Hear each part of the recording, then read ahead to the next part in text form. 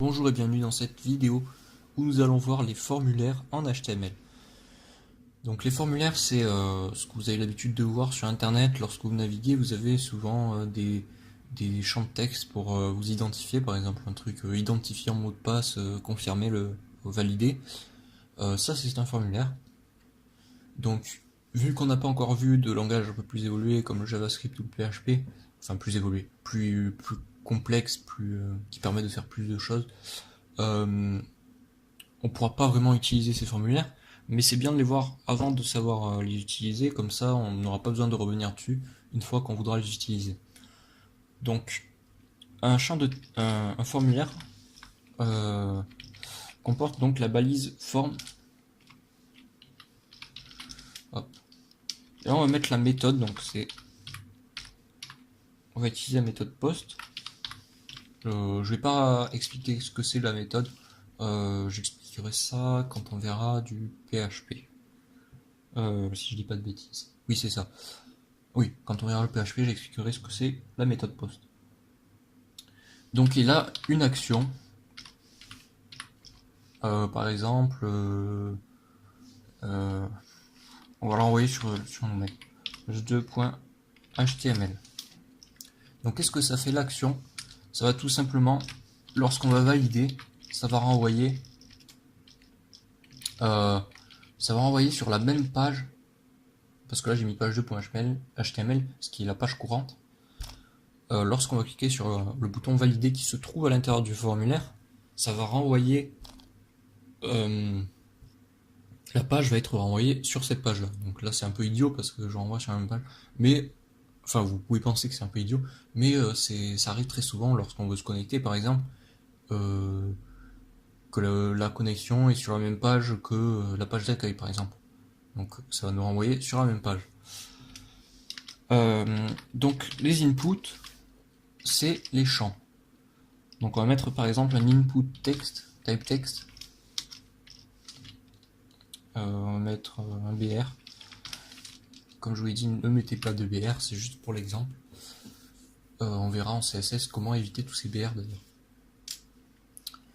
Donc là, ce que j'ai fait, ça va mettre tout simplement un champ de texte. C'est là. Hop, voilà. J'ai fait des tests juste avant pour voir euh, quel était le comportement des champs sous Mozilla, parce qu'il est légèrement différent en fonction des navigateurs. Mais le champ de texte, il n'y a pas de problème, c'est le même sur quasiment sur tous les navigateurs. Le champ de texte, c'est un champ où on rentre du texte. Voilà. Il n'y a rien de compliqué.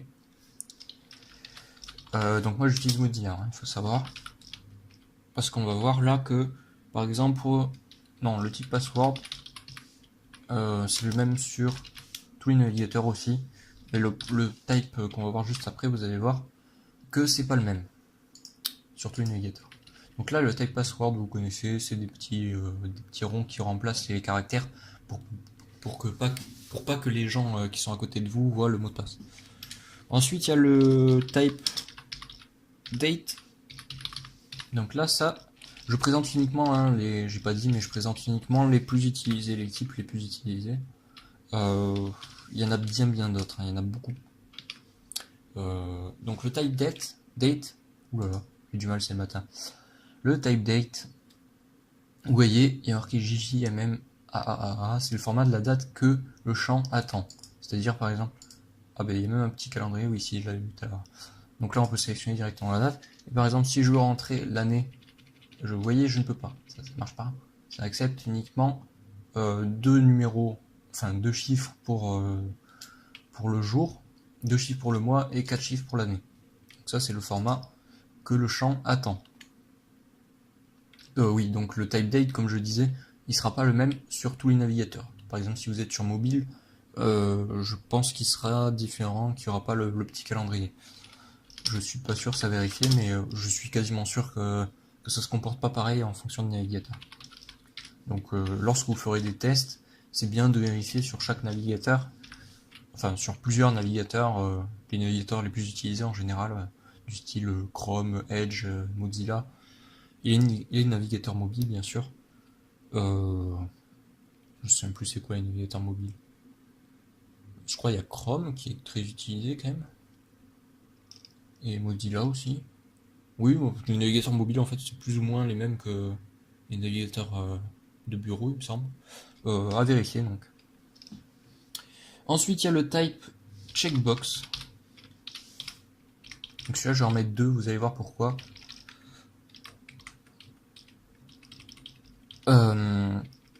Parce qu'on va voir après le type radio, qui lui est différent du type checkbox. Donc le type checkbox, c'est tout simplement des petits carrés qu'on peut cocher et décocher. Donc vous avez sûrement dû voir ça. Comme je vous le dis, hein, tout ce qu'on voit là, vous avez déjà dû le voir dans des questionnaires par exemple. Lorsque vous faites des questionnaires sur internet, il y a souvent ce genre de choses.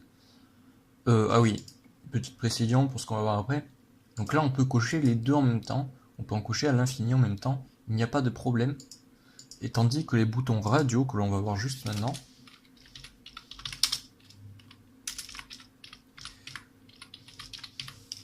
on va leur donner un name. Par exemple, Toto.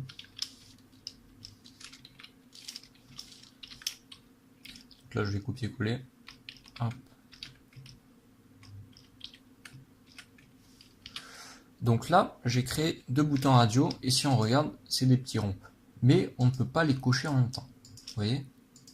Parce que je leur ai donné le même name, le même nom. Et donc ça, c'est utile par exemple dans la sélection de sexe, si vous voulez mettre homme ou femme.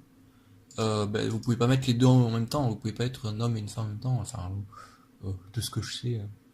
Ou alors il y aura un champ autre, mais ça sera pareil, on pourra pas cocher homme, femme et autre en même temps, ça marche pas.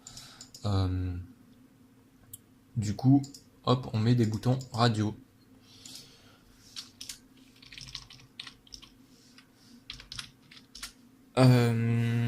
Qu'est-ce qu'il y a d'autre?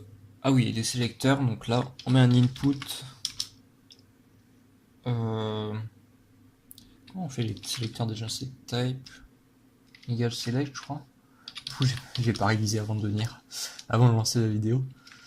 Enfin, c'est pas comme si je révisais avant de lancer la vidéo. Mais je crois. Ah non, non, non, c'est pas une input, je crois que c'est select. C'est une balise directement. Il me semble que c'est ça. Ouais, en tout cas, il y a la coloration syntaxique, c'est bon signe. Il me semble que c'est un truc de ce style. On va voir si ça marche.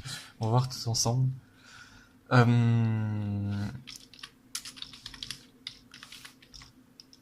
fait quelques mois que j'ai pas fait de programmation web. Du coup, je me souviens plus très bien des syntaxes. Mais en général, quand vous avez un problème avec le syntaxe, hop, on va voir sur internet. Et c'est bon. Il y a tout sur internet, c'est génial. Value égale Toto. Il me semble que c'est ça.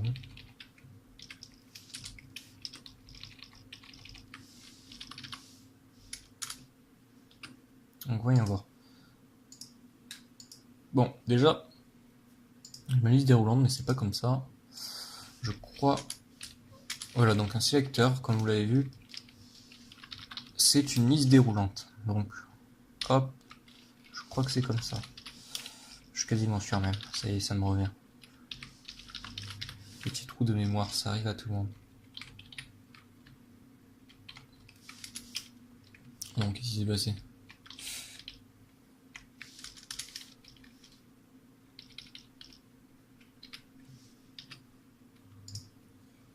Hop.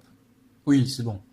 Donc, il faut mettre entre les balises options la valeur que vous voulez afficher dans la liste déroulante. Donc, vous voyez, il y a Toto, Titi, et on peut en rajouter en rajoutant des options. Donc ça, c'est les sélecteurs. C'est aussi une balise extrêmement utilisée. Donc maintenant, on va voir le type input. C'est le matin, je vous l'ai dit. C'est terrible, j'ai du mal à faire des vidéos le matin. Type égale submit. Hop. Ça, qu'est-ce que ça fait? C'est un bouton d'envoi. On peut même lui donner une value, si je dis pas de bêtises. Confirmer ou... Ouais, confirmer.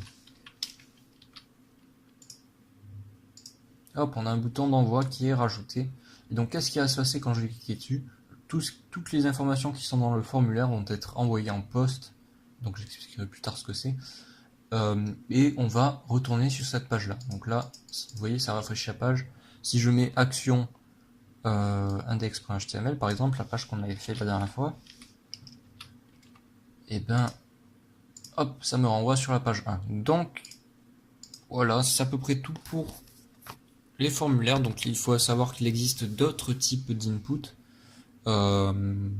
Si vous voulez en savoir plus, vous pouvez aller voir sur internet, hein, il y a tout bien sûr. Que dire de plus? Je crois qu'on a tout dit. Ouais. Ok, bah sur ce je vais vous laisser. Je vous dis à la prochaine.